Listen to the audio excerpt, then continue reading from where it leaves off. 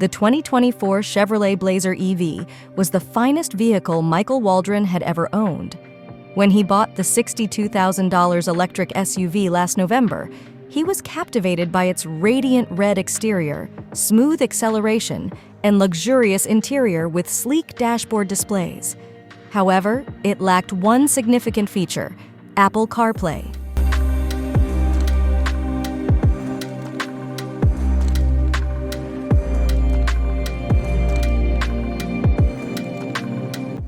General Motors Company, Chevy's parent company, had announced the previous spring that it would no longer support Apple Inc.'s infotainment system in its new EVs, opting instead to focus on its own Ultifi platform.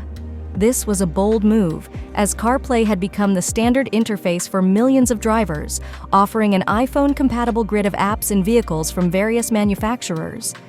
As of 2022, Apple reported that 79% of U.S. car buyers would only consider vehicles with CarPlay compatibility. Initially, Waldron, an iPhone user, found Ultifi's software somewhat appealing, with decent navigation and media features. However, he soon encountered frustrations. Unlike CarPlay, which allows drivers to listen to recent texts through Apple's app, Ultifi could only access new messages over Bluetooth if the driver had granted prior permissions. Waldron, living in Iowa, could no longer ask Siri for directions by a friend's name, resorting instead to manually entering addresses into Google Maps. His wife, also an iPhone user, was displeased with the absence of Apple's music and podcast apps. Problems escalated during a Thanksgiving road trip to Ohio. A warning light appeared on the main screen, leading to frequent app crashes and eventually a complete display blackout.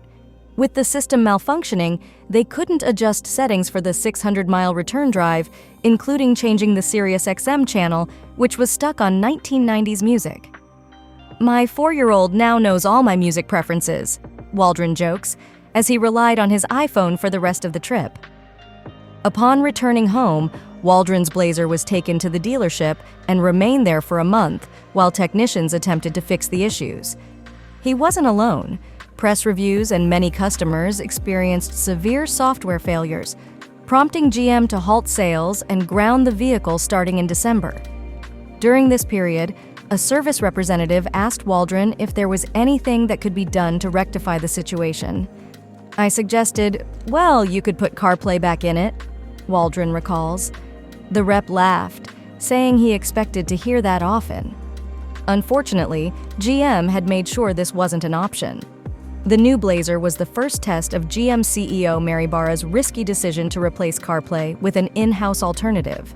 GM is betting that its software team, consisting of hires from Apple, Amazon, and Google, can create a superior dashboard experience, surpass CarPlay, and generate significant digital revenue. While automakers have previously embraced CarPlay to satisfy customers, GM's move suggests growing dissatisfaction with the arrangement. A traditional car company facing challenges from Silicon Valley tech is almost predictable. The poor performance of earlier infotainment systems like MyFord Touch and Toyota Entune created a demand for a more modern solution like CarPlay. As CarPlay gains popularity and seeks more control over vehicle data, Apple risks becoming the iOS of the vehicle, according to Alan Wexler, GM's Senior Vice President for Strategy and Innovation.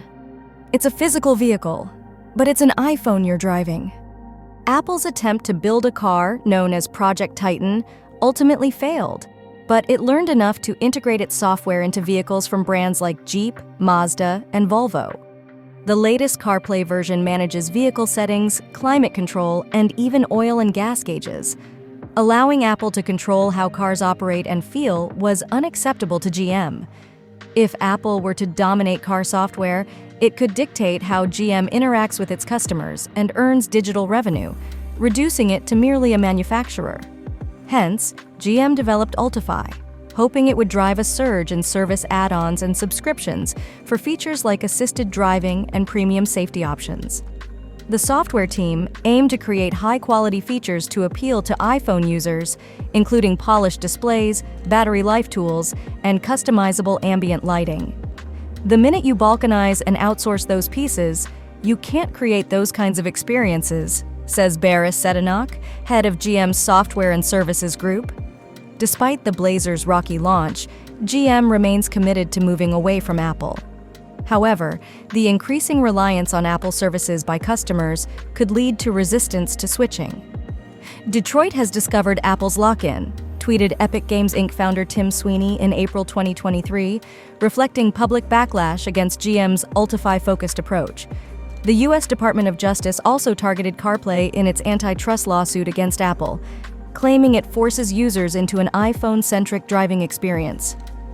Apple argues that Carplay enhances iPhone usability in cars and denies it blocks other technologies. GM is now working to refine its software and persuade customers to adopt its new system. If successful, GM predicts that digital services could generate up to $25 billion annually by 2030. Yet, the company risks alienating Apple loyalists like Waldron, who, after the software was fixed, bought a mount for his iPhone in the Blazer. "If my navigation screen fails again," he says, "I can at least make it useful by sticking my iPhone to it."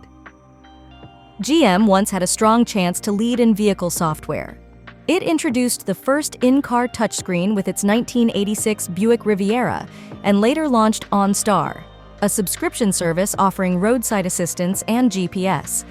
However, OnStar didn't develop into the revenue stream GM had hoped for, and the company struggled with customer expectations. GM's SU infotainment system faced issues that led to poor satisfaction scores and even class action lawsuits over screen defects. When Apple proposed CarPlay to automakers a decade ago, many viewed it as a way to enhance their brands, rather than losing direct customer connections. Google also sought partnerships for its Android Auto, but GM turned down its request for vehicle data. Apple, meanwhile, kept its plans for CarPlay secret, leading to speculation about its intentions. CarPlay was initially free and mirrored the iPhone interface, but some questioned if it was a strategic move by Apple. GM executives visited Apple's offices to understand their goals, with Apple's Greg Joswiak responding that building an iPhone took as long as developing a car. Many automakers, including Honda, Mercedes-Benz, and Volkswagen, quickly adopted CarPlay, with GM integrating it into numerous 2016 models. Ford and Chrysler soon followed, making CarPlay a standard feature. GM employees saw an Apple engineer buy a Corvette with a CarPlay license plate, highlighting that GM's cars were becoming another platform for iOS. Phil Abram, GM's former chief infotainment officer, noted Apple's focus on winning rather than collaboration. GM's experience with CarPlay highlighted its struggle to adapt to new technology. Apple's reluctance to incorporate feedback and GM's dated infotainment systems led to frustrations. At its 2022 developer conference, Apple unveiled plans for a next-generation CarPlay that would control more vehicle functions, raising concerns in Detroit. GM's Wexler acknowledged the new CarPlay's impact on their decision to part ways with Apple. GM's commitment to developing Ultifi was part of a broader strategy to transform from an automaker into a platform innovator, aiming for substantial revenue growth. However, GM's lack of a cohesive organization for this transition and outdated technology posed challenges. The company faced difficulties in integrating Ultifi, leading to delays in resuming Blazer sales and customer dissatisfaction. Despite the setbacks, GM's latest models, like the Equinox and Silverado EV, feature large displays without CarPlay, and Android Auto is also not supported. Instead, GM's software, built on a modified version of Google's operating system, offers integrated features like EV-specific navigation. Gessie, a Chevy product marketing director, acknowledges that Ultifi will be hard to sell to dedicated Apple users, but believes its features will attract iPhone customers. How GM will generate $25 billion in annual revenue remains uncertain. Potential sources include Super Cruise, a hands-free driving service, and various subscriptions for safety features and remote access. There are also ideas for vehicle and home security apps and enterprise tools. GM aims to compete with Apple by offering unique experiences and avoiding the generic Apple default. Only a few automakers, like Aston Martin and Porsche, have committed to the new CarPlay. Mercedes-Benz and Ford have not announced plans to integrate it. Apple's restrictions on how its devices interact with other systems complicate integration, leading to a less user-friendly experience compared to Carplay. That is the end of this episode. Please remember to like our video and subscribe to our channel. Thank you for watching.